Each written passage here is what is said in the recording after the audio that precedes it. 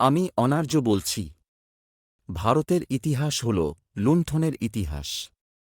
কালে কালে বিভিন্ন বিদেশী জাতির কিছু আক্রমণকারী মানুষ ভারতকে লুণ্ঠন করে চলে যায়।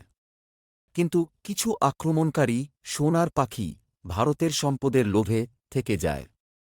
তারা সাম, দাম, দণ্ড, ভেদের মাধ্যমে ভারতের ধম্ম অনুগামী প্রকৃতির উপাসক মূল জাতিকে ছিন্ন ভিন্ন করে শাসক হয়ে নিজেকে সর্বশ্রেষ্ঠ অর্থাৎ আর্য জাতি তথা ভারতের মূল জাতিকে সর্বনিকৃষ্ট অর্থাৎ অনার্য জাতি ও ভারতের পূর্ব নাম জম্বুদ্বীপকে আর্যাব্রত বলে ঘোষণার পর অনার্য জাতিকে হাজার হাজার উপজাতিতে বিভক্ত করে মনুসংহিতার শাসননীতি তৈরি করে অনার্য জাতিকে সমস্ত মানবিক অধিকার থেকে বঞ্চিত রেখে আর্য জাতির প্রজন্মকে শাসক হওয়ার রাস্তা করে দেয়, যাতে অনার্য জাতি সামাজিক বিকলাঙ্গ ও ধর্মীয় গোলামে পরিণত হয়।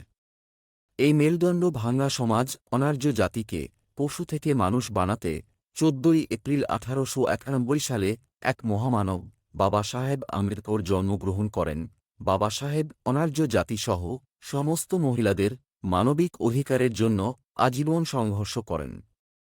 মহাত্মা গুরুচাঁদ ঠাকুরের আশীর্বাদে ও মহাপ্রাণ যোগেন্দ্রনাথ মণ্ডলের সাহায্যে হাজার হাজার বছরের মনুবাদী আর্যদের অমানবিক সমাজনীতি ও ধর্মীয় কুসংস্কারকে মুছে বিশ্বকে সাক্ষী রেখে ভারতীয় সংবিধান দ্বারা ভারতে প্রজাতন্ত্র স্থাপিত করেন। ১৪ই এপ্রিল ২০২৫-এ বোধিসত্ত্ব পরম পূজ্য বাবা সাহেব ডাক্তার ভীমরাও আম্বেদকরের জন্মজয়ন্তী উপলক্ষে জানাই অনার্য জাতির পক্ষ থেকে কোটি কোটি প্রণাম।